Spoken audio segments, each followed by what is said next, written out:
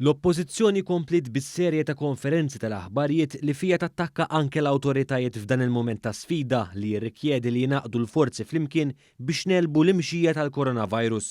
Id-deputat nazzjonalista Stephen Spiteri li fil-jiem li għaddew spiċċa f'nofs kontroversja fil-Parlament wara li ġiet żvelat li bħala kellimtu l-oppożizzjoni għas-saħħa lanqas attenda għall-laqgħa li fih ġie diskuss il-bini ta' sptar ġdid fit-8 ġimgħat qal li deċiżjonijiet li qed jittieħdu ma ttieħdux f'waqthom. Ma nistgħux nieħdu delays biex ikun hemm ċertu deċiżjonijiet.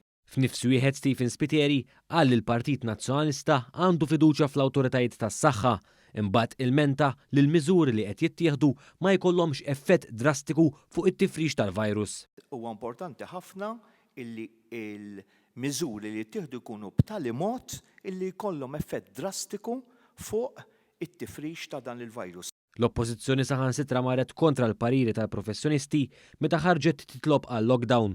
Dan anke jekk il-professjonisti saħqu li lockdown imsejjaħ qabel il-waqt opportun jista' jħalli riperkussjonijiet koroħ.